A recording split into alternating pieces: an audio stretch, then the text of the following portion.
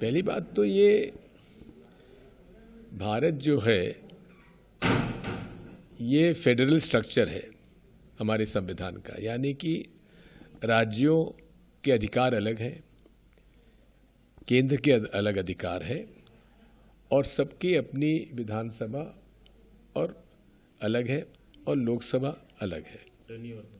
Tenure सबका 5 साल का टेन्योर है। अब 98 में मिड टर्म पोल हो गया,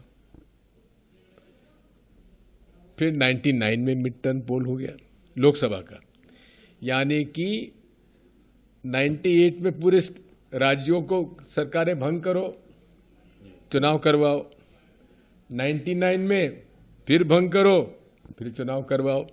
ये संभव है क्या?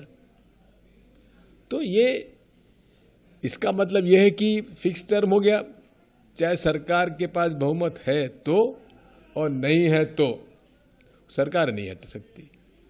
ये लोकतंत्र की और पार्लियामेंट्री डेमोक्रेसी का ही विरोध है इसमें। दूसरी बात यह है कि बहुभाषी देश है, बहुधर्म, बहुजातियाँ, उपजातियाँ, इतना संस्कार और संस्कृति इस देश में अलग अलग है। उत्तर पूर्व में अलग है, पश्चिम में अलग है, दक्षिण में अलग है, हमारे उत्तर में बिल्कुल अलग है।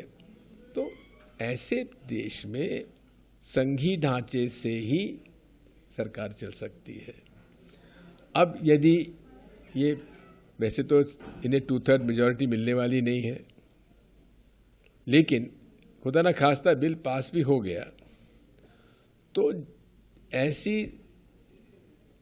सरकारें जो अभी चुनकर आई हैं, जो 5 साल का टर्म पूरा नहीं करेंगी, तो क्या उनके मतदाताओं के साथ अन्याय नहीं है या उन सरकारों के साथ अन्याय नहीं है? इसलिए ये अव्यावहारिक इनका शगुफा है। सर, आपको मोटिव क्या लगता है ये जो विधानसभा चुनाव के बीच इसका फिर से शगुफा छोड़ना?